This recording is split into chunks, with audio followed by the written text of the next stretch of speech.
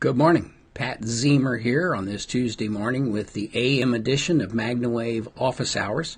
We have office hours every Tuesday from 9 o'clock in the morning and again at 2 o'clock in the morning, where we answer your questions, whatever they may be, regarding PEMF, that's pulsed electromagnetic field therapy, and how it can be utilized and how people are utilizing it for their health and wellness.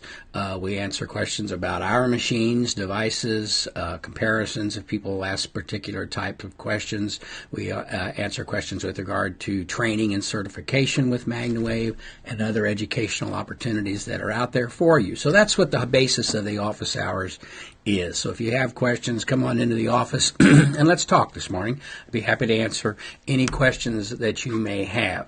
I've been out for a couple of days. I wasn't feeling real well, so I'm not as prepared this morning as I would be normally as to go back and find some things that have been discussed. But I do have a couple of questions that were presented to me recently, and I want to get at those questions and answer them. So, again, thanks for being here, and ask your questions if you would like to do so.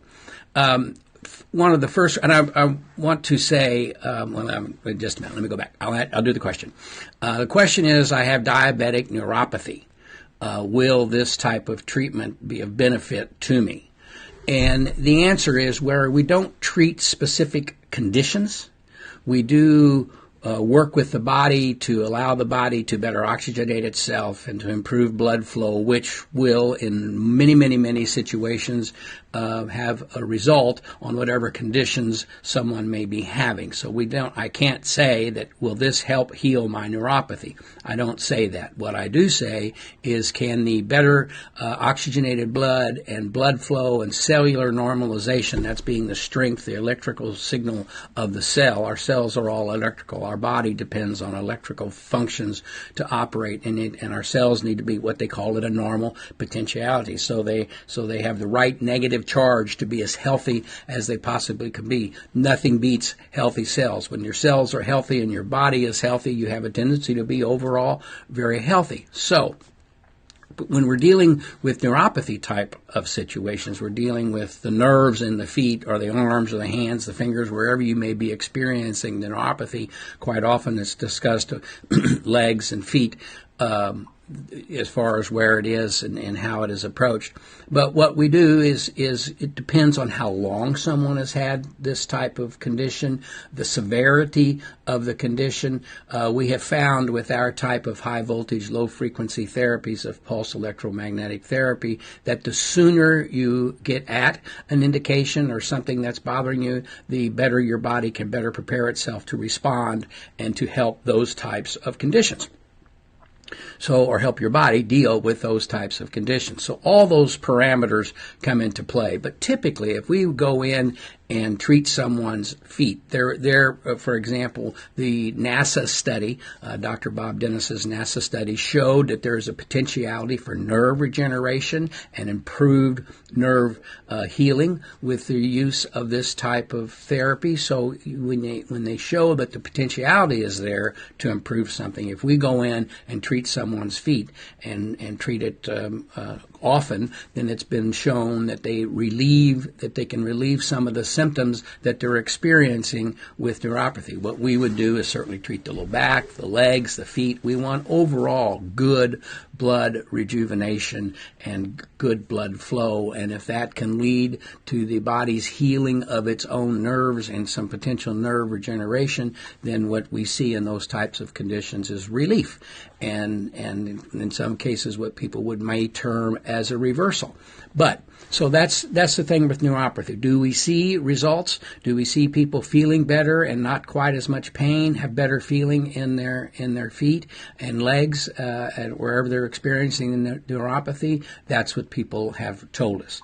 There are not many studies to this point dealing with specifically with neuropathy and PEMF, and that's a good question. What about studies with this type of therapy. And I'll kind of get into that a little bit here in just a second. Great question. Dr. Dennis recently participated in an article that I'm going to be sharing with you and going over bit by bit, so you better understand what the differences are and what the whole effect of the PEMF therapy is. And so we'll get into that. I need to make a note. Dr. Dennis here, let me write that down. But at any rate, that is the situation that we deal with. We want to help the cells be more normal and healthier so they can better do their job. So let me go there a little bit as we're here. If you have any questions, let me see. Folks, thank you for being with us. Wendy, good morning. Dee Dee, thanks for being here. And Dee Dee Dressage, Dee Dee Boninger Dressage, and we appreciate her being there with us this morning. So if you guys have any questions, please feel free to jump in there and ask the questions. But we were talking about studies. And actually what happened is years ago in medicine, there were alternative methods, and then the United States kind of went after the Western side of medicine, and they didn't like the schools didn't like when there were schools for magnetic therapy, there were schools for all different types of therapies, and the powers that be decided that we want straight medicine in our schools, not the alternative methods. So many alternative methods and schools that taught those methods were basically forced out of business or forced. Their courses were not accepted at what were considered to be regular institutions. Now that is changing over the years as people become more active in the integrative fields and as they look and see what's done in other countries, how these alternative methods of medicine or alternative methods of treating things are used in other countries. And believe me, they are used all over the world in other countries. And you see that when you talk about people who will travel around the world to be treated for something, whether it's a cost-related issue or a new type of therapy that someone is using that they can use in other countries that we cannot use here because they have not yet been granted FDA approval. It's called medical tourism. And so people will travel far and wide to experiment and have other things administered as they do it. So that brings us back to studies. When all these changes happened, then the studies kind of went away because the schools did not have these alternative methods being taught in their institutions any longer. And so you see most of the studies today conducted in foreign countries outside of the United States, where they are, in many cases, they will accept and have accepted various forms of alternative therapies, whether it's magnetic therapy or whatever the therapy may be. However, the studies are beginning to come back into focus. Our manufacturer and us, we have some studies that are ready to be going. We've been waiting for safety approval on some machines. There are 3 studies, University of Miami, University of Detroit, and the Los Angeles Veterans Hospital that are ready to go. That we're going to do. We have also done some studies in Cuba, 3 studies utilizing our equipment to documented studies that are published, that are part of medical journals, again, in other countries, but they are published and widely accepted around the world. So we are endeavoring to do studies with our equipment so we can sit back and say, this is what we saw, this is how it worked, peer review it, take a look at it, and move from that type of direction. So that's where studies are. That's where we are heading with studies to try to keep things totally visible for you. As you know, there's a lot of information out there, and a lot of people will say things and that they have the magic and they have the secret sauce and they have all of this stuff. And the bottom line is it's a good therapy and it works and it can be very effective when you talk about PEMF. But the history of studies and where people will draw various information and how they share it, just do your due diligence and understand what you're researching and what you're going for. And that's why we're here, to answer those types of questions. Let me see if I have a question here. What explanation do you give a horse owner when they ask you why certain areas palpitate more than others? Well, what happens, great question, Wendy, and we receive that a lot, and we experience this same type of muscle palpitation or muscle movement in humans, small animals, and horses. But what happens is that as the device is moved along a horse, if you have the coil and you're moving along the back of a horse or you're moving over the shoulder of a person, what you'll see is the shoulder may start doing this a little bit, kind of moving. They'll certainly feel it, and it's all based on the amount of tissue. The reason you see it so much more readily on a horse, which is a larger animal, is because of the amount of tissue, the amount of muscle mass. So what happens is this magnetic signal penetrates into the body. This magnetic field goes into the body, much like why have I lost? An MRI, or that type of signal. Didn't sleep enough while I wasn't feeling good. But at any rate, so this signal goes into the body. Well, what happens when they're doing an MRI is it goes to the molecular area where there is stuff, and just kind of the molecules start moving around, and they put this continual signal into the body, and they get into this area, and what happens, it comes back as a picture that they can see on a screen. With our type of signal, as it penetrates the body, it goes down to the area that's dormant, the area that is unhealthy, inflamed, whatever may be happening, stirs up the molecules, and it comes back as a reverberation. Why reverberation? Because our signals are nanoseconds in length, so they shoot in, go in, stop, go in, stop. So when this happens, it comes back as a reverberation. So one area of the body will reverberate, palpate, twitch more than another area because it's where the issue is. It's where the sensitivity is in the muscular area of the body. Now, you don't see that when you get to the knee. Same thing, the knee of a person. You can increase the intensity on the knee of a person or a dog or a horse, and you don't see that movement because there's not as much tissue there. So the movement is there and visible by virtue of the amount of tissue, and it is showing where the areas of sensitivity are.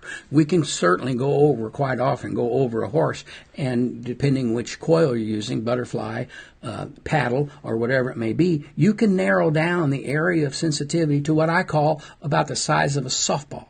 And so you can move that circular attachment over the area, over the body, and you may get palpitation here, but when you move over here, you don't get it.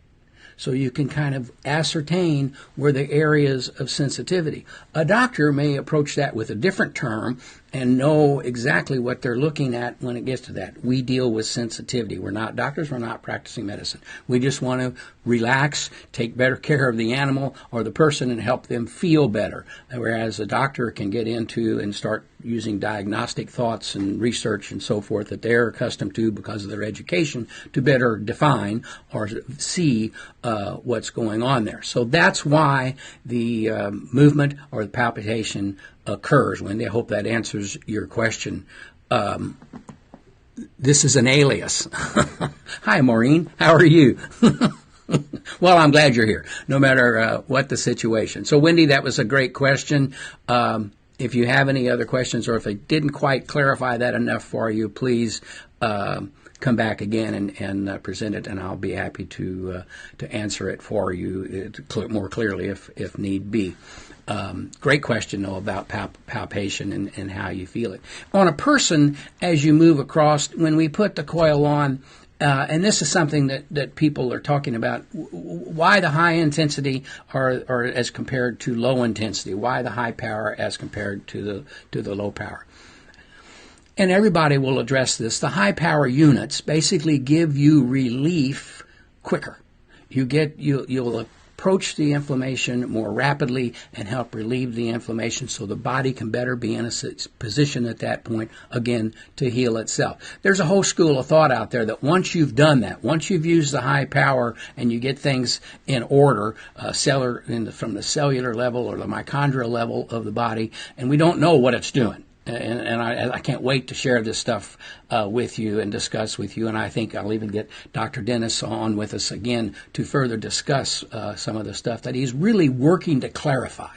And that's something that we want to make sure happens too, because there's so much information out there that you really need to receive clarity in what it is. But as you're treating and you're feeling it, and that you go in and take care of the area. And so again, why high power compared to low power? It's quicker.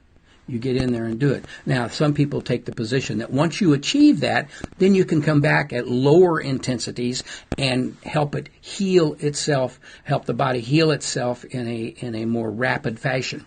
That could very well be the case, and that's the beauty that we like about our particular, this is not a commercial, but about our type of equipment. You can go everywhere from the lowest intensity to a very high intensity. So you have so much adjustability, and you have so many options to be able to approach an area. Many of the lower power devices work wonderfully. They're just not as fast. You have to put them on or lay on them every day for an hour a day, or in some cases you have them on for multiple hours a day, and that's fine. If that's what you want to do and how you want to approach it, it will work, because they do work. They're just slower.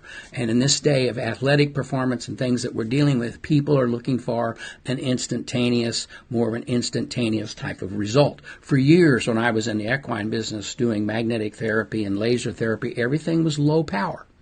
And people started seeing that they could bring class 4 lasers in, be much quicker in what they were doing. We could bring a Magnawave in, high-powered PEMF, and attain results that people were looking for in a faster area, which brings me to where people talk about analgesic or blocking compared to pain relief. And we can approach that as well. I got some things here too as I'm going, and that happens every time I get here or I start talking to somebody. All these different aspects come up that we can approach. We have another question that looks like, is it okay to treat someone with a heart murmur? They have no other heart issues. Treatment would be for plantar fasciitis. Well, certainly I always say you want to make sure you consult with someone's doctor before approaching a particular indication or condition. However, with that said, and you were very clear in your question, and I appreciate that, because quite often someone will ask the question, can I treat someone with a heart murmur, or can I treat someone with this type of device?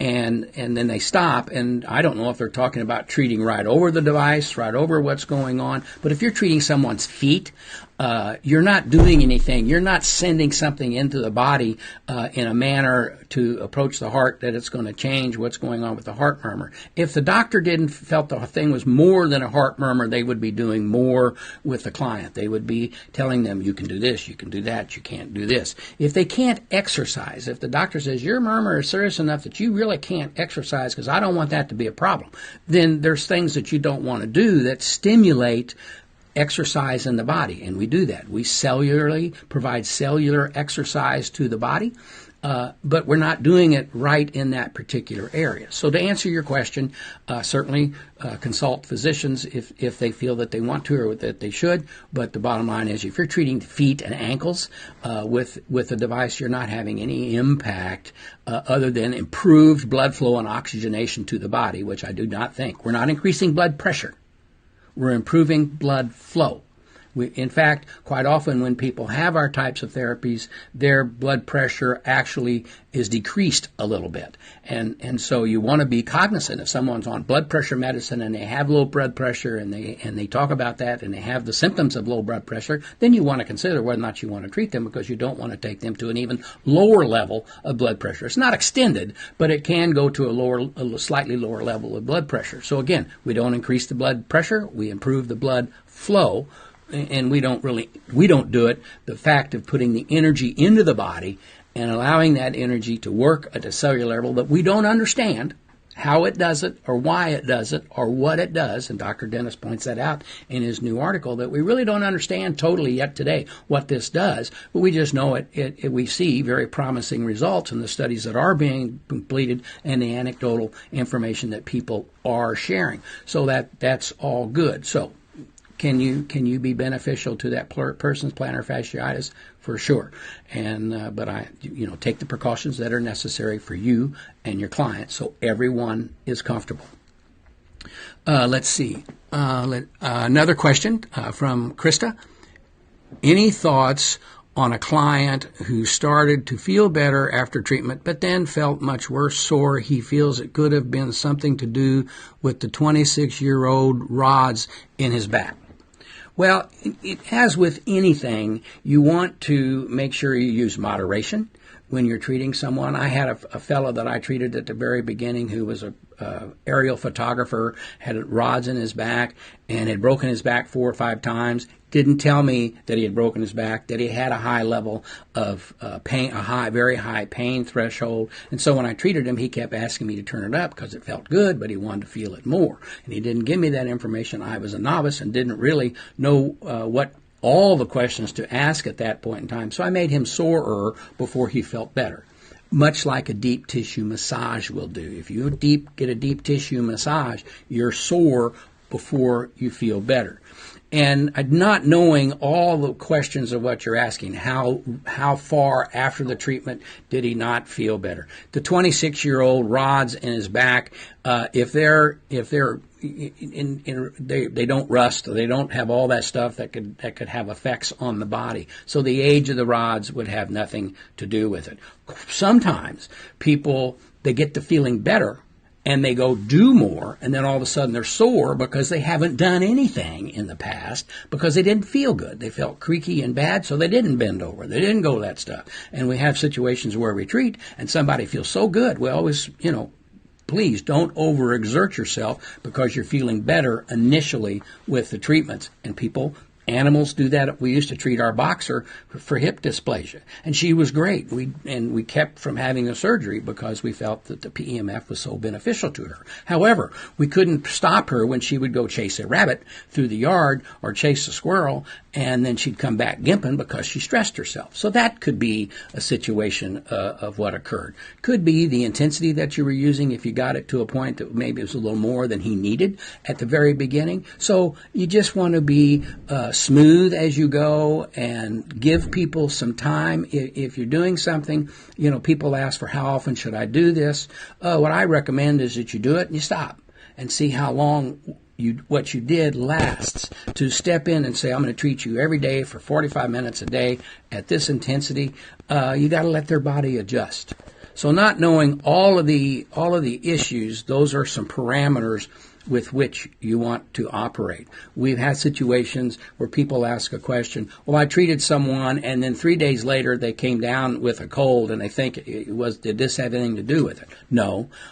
Can, by virtue of moving the blood flow, if someone's got a virus that's in their body that's festering, that's going to show up in 3 days, treat them today and it shows up tomorrow by virtue of moving the circulation in the body. A virus is totally different than a bacterial infection and what's going on. And so I always say that we don't help, but as we nourish the body and improve the blood flow, in many cases a virus will be pushed through the system more rapidly, is what we've experienced. But is it going to stop it before it occurs? No.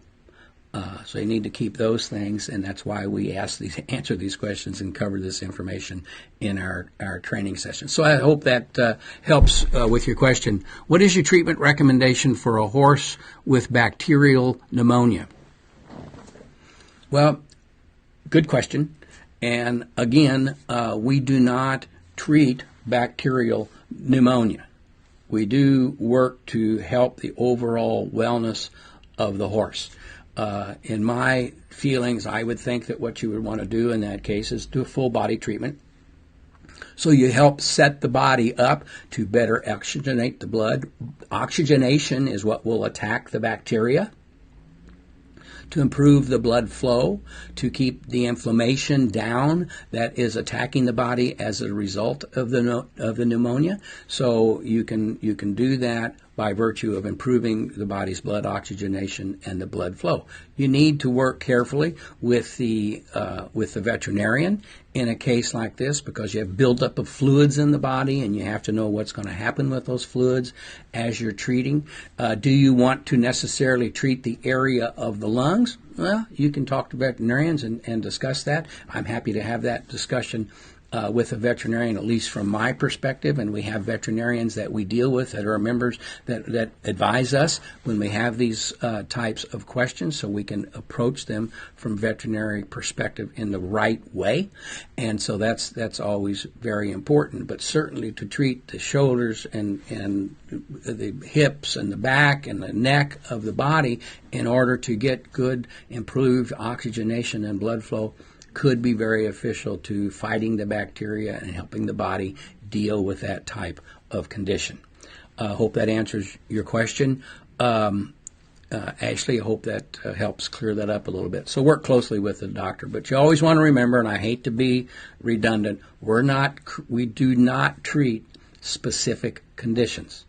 We simply put a magnetic field, a source of energy. That's what the magnetic field is. It's a source of energy into the body, which by what we've seen and what apparently happens because of the results that we hear and the anecdotal reports that we get, and in many cases studies are beginning, or not beginning, but studies do support, is that this improved oxygenation and improved blood flow can work miracles on the body and the condition that the body is in at any particular time. Great questions, folks, and let me make sure I didn't... here's one I missed. Thank you. See more. Okay, let me move my screen here so I can best. Oh, I guess, well, yeah. Well, here we go. Let me bring this question down. I'm sorry. So the more palpitation reaction from the muscles of the horse indicates soreness or area of discomfort. Do you work that area until the palpitation quits, or until the horse relaxes? Well, there's many areas, and then Ronald, I'll get to your question next. There are many areas that you're dealing with here, but that's what it shows, and this is all covered very clearly in the training modules. You go to the area and you work it, but I always make the comparison to a highway. If there's an accident on the highway and you're coming up the entrance ramp and everything's backed up and you can't get up the entrance ramp to the highway, what are they doing at the scene? They're clearing everything out so the arteries of the highway can work and get the flow, the highway flow back to normal. So they're working everything around. They're sending people on today with these new GPS devices. Mine will come on and you say, turn here, get off here, and go this way because there's an accident up there. So we need to work the areas all around the area of palpitation. But you work that area for a few minutes, and then you work the area around it for a minute or so, and then by working the entire body, you're basically going to ensure that good oxygenated blood can make it to that area over a period of hours. Do you stay on that area for 20 minutes hoping or waiting for it to stop? No. You just you do it, you allow the system to exercise the cellular health of the body, and then you go on. The horse's body will tell it and help it heal that area, or the person's body has got to work on that to stop what's going on, because we don't know where it's coming from. Is it coming from an injury specific to that area, or is it coming from something from your hip that's causing you to carry yourself in a particular way that now you're having some pain or you're having a situation? So you can stay there for a long time, but you don't really know where it's coming from or how it's going, because we're not doctors. But the veterinarian might be able to approach that. But as you work that particular animal, you may see that they have some palpitation up here, so maybe the injury is coming from the shoulder back to the hip and down to the hock. You know, in those, it's my state fair story. If you wear the wrong pair of shoes to the state fair and you realize you've done that at 9 o'clock, by 5 o'clock you can't hardly walk, your shoulders hurt, your neck hurts, the whole 9 yards, and it's your shoes. It's not your neck, it's your shoes. Your neck didn't hurt your feet because your shoes hurt your feet, that hurt your low back, that transferred to your shoulder, to your neck, to a headache. So you got to work all areas in order to get to that type of situation. So I hope that helps. Now let's see. With a semi machine, is the Zoom paddle a good idea to get results faster, especially if doing a short 5 to 10 minute demo on a knee or shoulder? That's an excellent question. and there are two ways to approach this. And I'll try to. I want to make sure I try to put it in order. It's interesting to me that when we use the Zoom paddle on the semi machine, our intensity of the Gauss levels that we're measuring is greater. And so you're putting more Gauss, in a sense, more energy into the area. So on the short answer, will you get to it more rapidly with the semi? But what you don't get with the semi, with the paddle on the semi, is while you're getting increased energy, you're not getting increased punch. and or the delivery of the signal to the area to provide the deep massaging that the punch often when you can feel it, and they can feel it all through their system. So the short answer would be yes, but also I would back up to say if you put the butterfly over the shoulder and they feel it on a 5 or 10 minute session, and it is massaging, they can feel the energy going in and doing it. Will that produce a better result? Don't know if it's going to be better. Will that produce a result that they understand, they felt it, and they go on, and it's there? So when approaching it in a 5-minute demo, the opportune thing to do, and I know it's a pain because you got to turn things off, turn back on, plug it in, and unplug it, but to do 5 minutes with the paddle and then come back 5 minutes with the butterfly. And after a good 10-minute session, then they will feel looser. They will feel better mobility. Their pain level will, I always like to use a scale from 1 to 10. Their pain level, where it was an 8 or a 10, may be a 7. You'll see an increase or decrease in the pain level. It could go from a 7 or 8 to a 5 or a 4, and that's where we're heading. So the paddle is an interesting, because it does increase the level of energy delivered. We can talk about Gauss, but it increases the energy delivered to the area. And what we don't know is how much of a role the greatly increased Gauss numbers add to the speed of what's going on. And there's, again, when we talk about, there's a lot of people out there today saying, no, my units are 5 times more powerful than this unit, they're 5 times more this, although nobody ever turns their units up, very rarely, over 50% unless they're doing a knee or a foot or something like that. But they do have it at their availability when they need that power, which they do need for abscesses and ankles and ACLs and all those types of situations. So we really don't know, and there hasn't been enough research to be able to say, is it the level of energy that is pulsating and moving something, or is it the level of energy that you're getting a maximum amount of energy into that area and what those results are? The studies aren't there for that yet. We're hoping they come. We want to do what we can do to participate in any way to do some of that. That's why we're doing some studies on our own. And actually, Ronald, that's a great thing when I now go back and talk to the people that are doing some work for us in Cuba. Perhaps have them, in fact, do a study for us utilizing the paddle as compared to the butterfly or the large loop on the semi for these specific types of indications. And the beauty of that is, and it's the truth, we can get things done outside of the country with regard to studies and peer reviews for a much lower dollar, which allows us to, in fact, do more. Great question, Ronald, and we'll certainly pursue that. I hope my answer helped.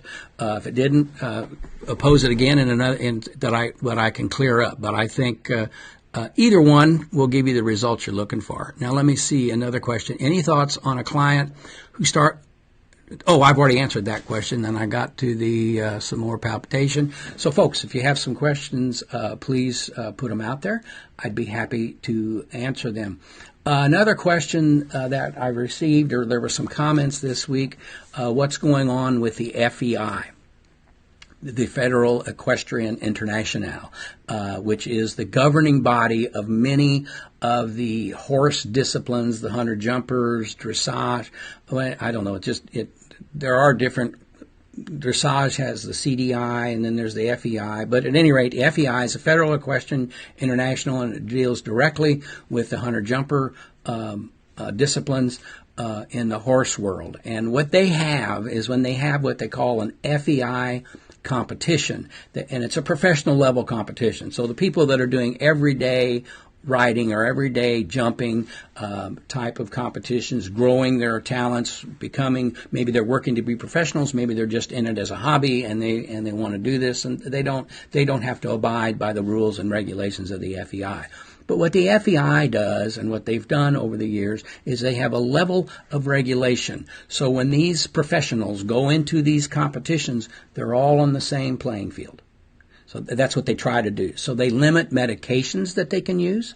They limit applications of treatments that they can use when they're in this competition. And they go into fenced areas. So, I mean, when the competition starts on Wednesday, on Tuesday you're at your barn doing what you want to do. On Wednesday, you're inside the fenced area for the competition that might start on Wednesday, Thursday, Friday, whatever, running through the weekend. Then quite often it stops, and then they go back to their barn if need be, or they stay there, and then they go back into it. Well, they regulate what, as I said, the medications, the apparatus that can be used, because they want everything to be on a level playing field. For example, shockwave therapy is not allowed in FEI competitions. You can use it up until you go into the competition area, but at that point it stops.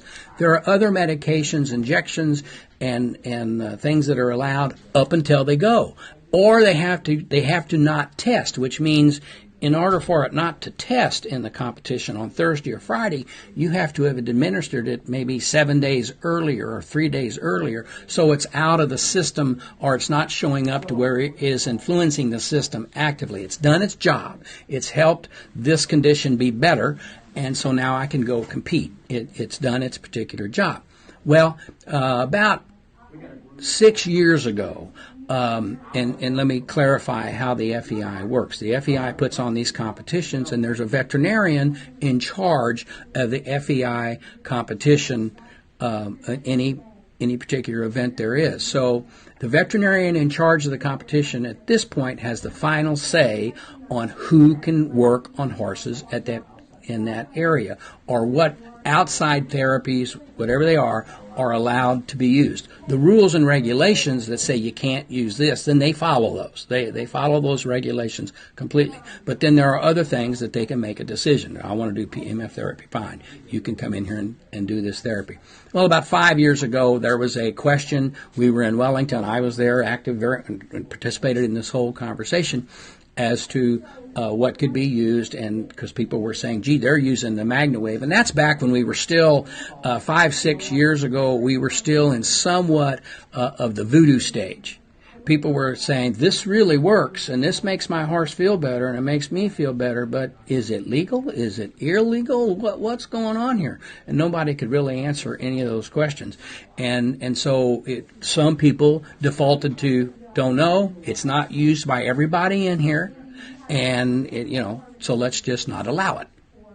So someone doesn't have what they would consider an unfair advantage, or doing something that could be construed, like shockwave is a very powerful device, requires veterinary application, and they made the decision that shockwave cannot be used during competitions. It can be used before the competition to make the horse healthy, but not during the competition. And so at that point in time, that was the decision that was made. They temporarily said, okay, we're going to put, and it was Magnawave, or these other devices, Magnawave, Life Pulse, these other devices, Equipulse, in this category, the P3, that they cannot be used during competition. And they even made comments like, we're going to ban it, and it's not going to be allowed at all. And that's where the confusion really began, is that people started using the term ban. The FEI said they were going to explore, and they actually put the onus on us. I conferred with Dr. Pollack and other professionals, and the requirements that they were asking us to meet were really more stringent than what the FDA requires for an apparatus or a drug to be approved by the FDA. They were asking us to prove things that would have cost, frankly, millions of dollars in studies to do this. And so they said, we're going to put this in our rule book. It never entered the rule book. So over the next year or so after that, it became, again, the decision of the veterinarian in charge of the event, who they would allow, what devices they would allow into the FEI competition areas. Now, what they're saying now is that in the 2018 rulings by the FEI, they will limit PEMF devices to devices of a particular strength, being 1,000 Gauss, or being, it's been a little confusing. What I've seen, is it 1,000 Gauss or 10,000 Gauss? It looks like to me they're talking 1,000 Gauss, which will say, if you got a unit that's producing this type of power, you will be able to use it. Or if you can set, my question is, if we set our unit to that power with a meter showing where that power is, will you allow us to treat? So those are the kind of questions that we're going to ask of the FEI. But they are putting it in their regulations now to make it more clear as to what can be used or what can't be used.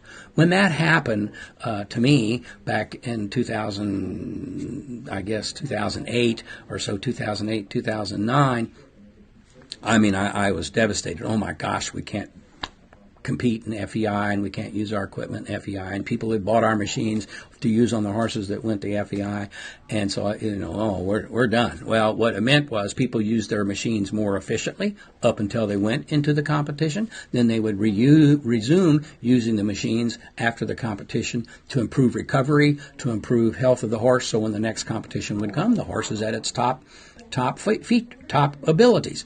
And that's not unusual in many different cases and in many different situations when you're dealing with competitive types of factors that go into play. So that's where it is today with the FEI. I'm glad they're making some clarification. Is it devastating to us? I mean, there are times we have plenty of practitioners that work on FEI horses, and they're going to want to continue to work on these FEI horses, and we're going to try to give them the best options available to, in fact, do that. Could it change some of the scenarios? Yes, but that's what's going on with the FEI at this point. So I hope that clarifies that a little bit. Doesn't look like any other questions have been presented here on the board this morning. I really appreciate the questions that have been asked, and I'll hang for another minute or so. So if you have some questions, please ask them. I'd be more than happy to answer them.